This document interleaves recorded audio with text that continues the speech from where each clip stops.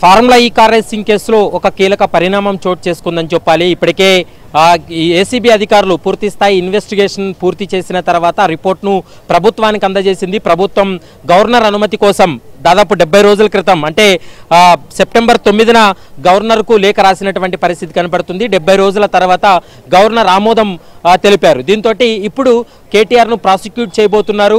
ACB అధికారులు అయితే మాత్రం ఈ కేసులో చాలా కీలక ఆధారాలు సేకరించడం జరిగింది. ఈ కేసులో నిందితుల స్టేట్మెంట్లు, మరోవైపు సాక్షుల స్టేట్మెంట్లు, టెక్నికల్ ఎవిడెన్స్, ఈమెయిల్స్, మరోవైపు ఎలక్ట్రానిక్ డాక్యుమెంట్స్ అన్నింటినీ కూడా ఏసీబీ అధికారులు ఇప్పటికే వాటన్నిటిని కూడా సేకరించినటువంటి పరిస్థితి కనబడుతుంది. దాదాపు 2 దఫాలుగా విచారణ జరిపినటువంటి ఏసీబీ అధికారులు కేటీఆర్ నుండి చాలా కీలక సమాచారాన్ని రాబట్టడం జరిగింది. ఈ కేసులో A2 నిందితుడిగా ఉన్నటువంటి అరవింద్ కుమార్ ను కూడా దాదాపు 4 దఫాలుగా అతన్ని నోటీసులు జారీ చేసి విచారణ జరిపారు. A3 నిందితుడిగా ఉన్నటువంటి BLN రెడ్డి ఇతని యొక్క పాత్రకు సంబంధించి కూడా పూర్తి స్థాయిలో విచారణ జరిపి స్టేట్మెంట్ రికార్డు చేయడం జరిగింది.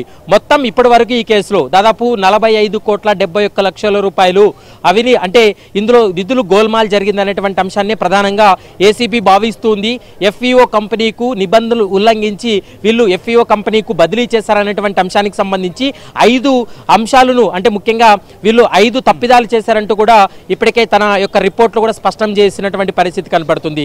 ఇప్పుడు గవర్నర్ ఆమోదం తెలిపిన తర్వాత నెక్స్ట్ స్టెప్ ఎలా ఉండబోతుంది అంటే నెక్స్ట్ కేటీఆర్ ని ప్రాసిక్యూట్ చేయబోతున్నారు. అయితే ఒకవేళ ఏసీబీ భావించినట్లయితే కేటీఆర్ ని అరెస్ట్ చేసి జ్యుడిషియల్ రిమాండ్కు తరలిస్తారు. దాని తర్వాత A1, A2, A3 ఈ ముగ్గురు పైన కూడా ఛార్జ్ మెమో చేసేటువంటి అవకాశం ఉంటుంది.